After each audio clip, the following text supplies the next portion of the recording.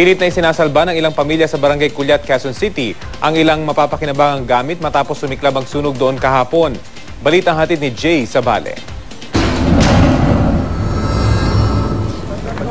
Umuusok pa ang ilang gamit ng balikanan GMA News ang nasunog na bahagi ng Barangay Culiat, Quezon City kahapon. Walang nasaktan sa insidente pero halos 200 pamilya ang nawalan ng tirahan. Si Mel Marila Pinig, 8 taong gulang, di malimutan ang takot na naramdaman noong kasagsagan ng sunog dahil nasa looban ng kanilang bahay. Ngunit kahit takot, nagawa niyang bitbitin at mailigtas ang kanyang 2 kapatid na edad 3 at 5 taong gulang. Wala kasi ang kanilang mga magulang nang mangyari ang sunog.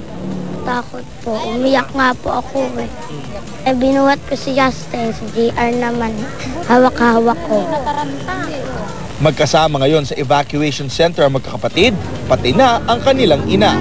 Lahat ng mga damit na mga gamit, wala, sunog talaga lahat. Wala kami nakuha, wala kami nasalba. Pati panty, brief, wala. Yung mister ko, walang kadamit-damit. Kung sina Ana Marie, piniling manatili sa evacuation center, may ilan naman silang kapitbahay na bumalik agad sa kanilang mga nasunog na bahay para isalba ang iba pang gamit na mapakikinabangan. Ang mag-amang sina Teteng at Renan, sinagang kolektahin ang ilang baryang kanilang nahanap. Ang ngalakal na lang, kung anong mayroong makikita, yun na lang makukuha dahil wala naman tayo magawa eh. Wala eh.